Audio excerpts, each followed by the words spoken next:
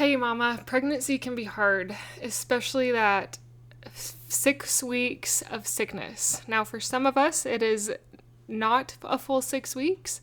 For some of us, it is longer, and for some of the lucky few, they don't get that. But if you are one of the ones who gets the morning sickness, as they call it, this episode is for you, especially if you're dealing with feeling some despair while going through this nauseated, yucky time of throw up. Hi, I'm Jocelyn, host of the Positive in Pregnancy and Motherhood podcast. I help pregnant women and mothers to find positivity in their season of life through changing their thoughts to work for them and not against them. I help mothers find the small, doable steps in thought and action without making drastic changes to their everyday mom life. And I can help you. Thanks for joining.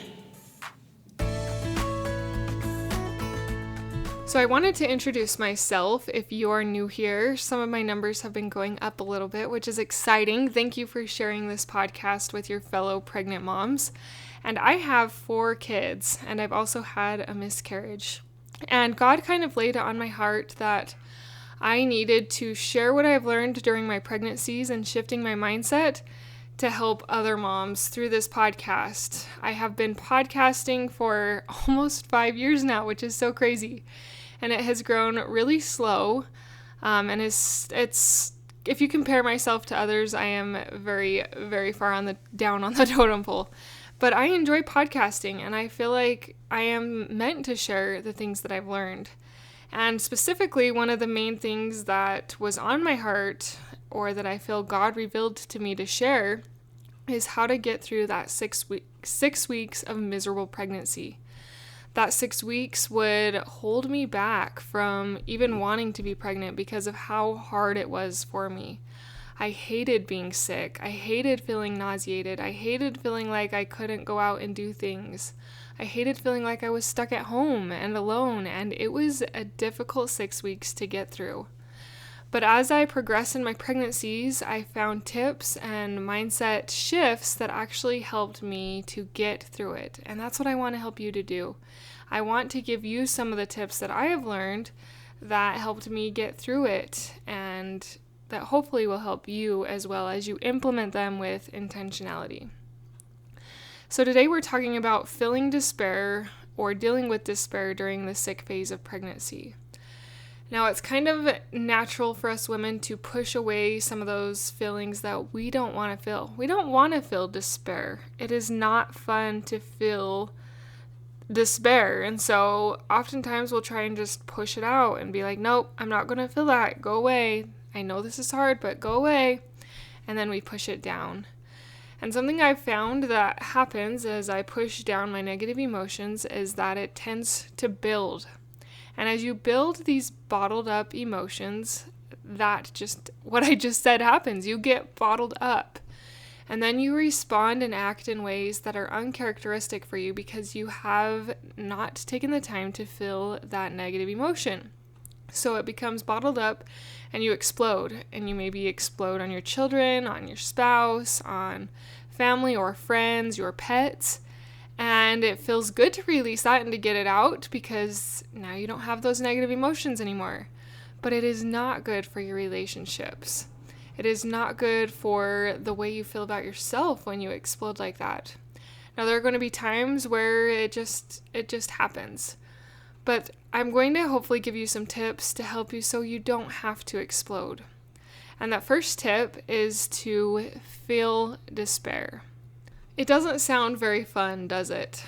But once you feel it, it allows it to course through your body, to feel that emotion, and it is a lot easier to release. And as you do this, it helps you from getting bottled up. I learned it from another podcaster called Jen Ride, and she had called it feel it to heal it. So you'll feel that negative emotion to help heal it.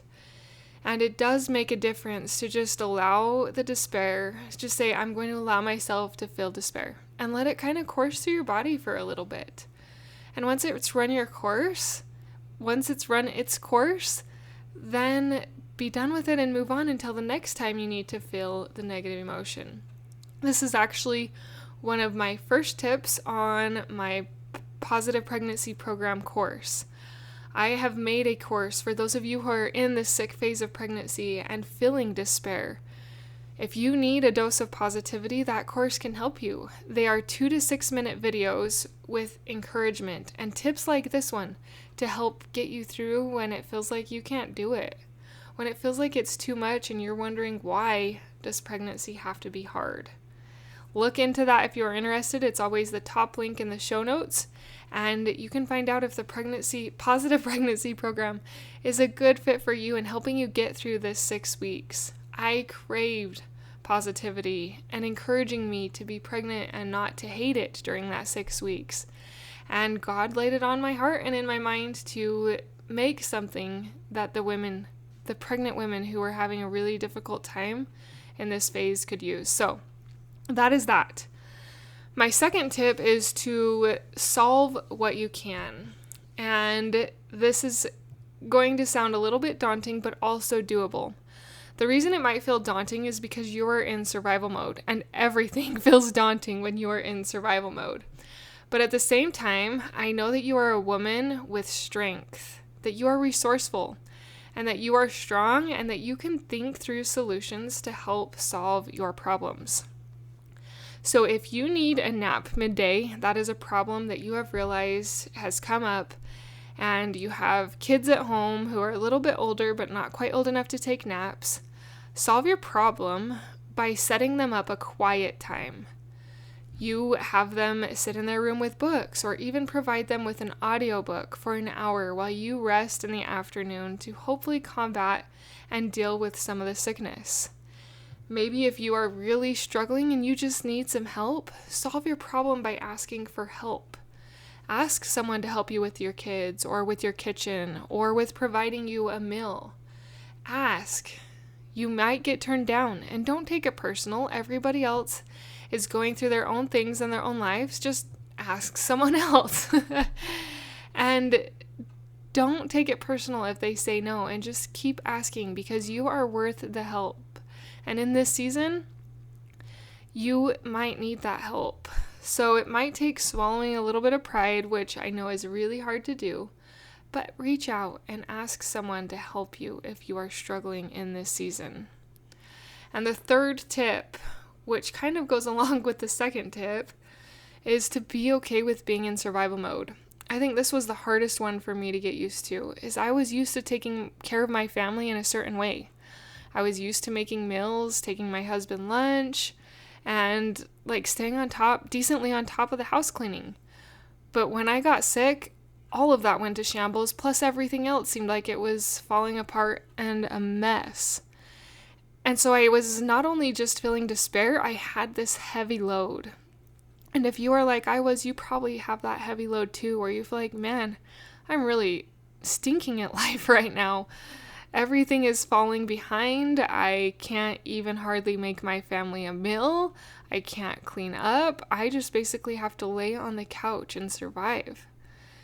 This is a season, Mama. I know that this season feels eternal, and I know how hard it is to get through it, but you can do it. By using one or all of these steps in this episode at different times throughout this week, I want you to try and be a little bit more happier during this sick season, this sick phase where you feel miserable. So to recap, I just wanted to go quickly over the 3 tips I gave for dealing with despair. The first tip is to feel it. Feel that pain to heal it.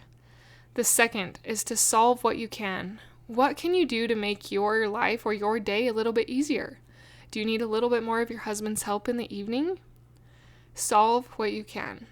And the third tip is to be okay with survival mode. Once you just allow yourself to be there, the weight isn't so heavy. And it's not so hard to be in that survival mode. Your body is doing amazing things in growing your baby. It is an incredible miracle that we as women can bring children into this world. And I am rooting for you in this endeavor.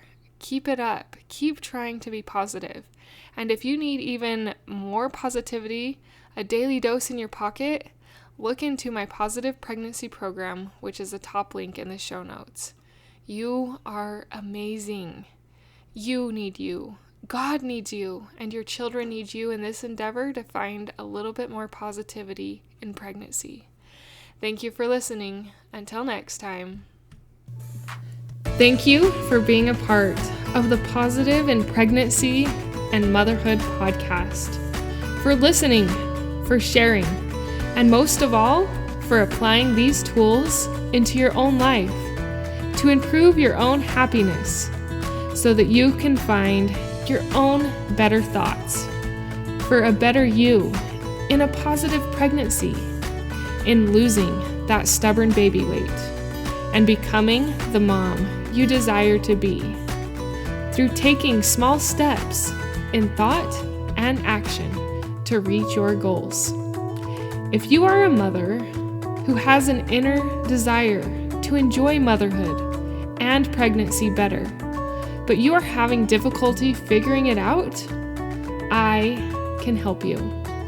I can help you find the small, doable steps without drastic changes to your everyday mom life. Reach out, let's connect, and let's see you move forward. My name is Jocelyn, and I thank you for listening. Until next time.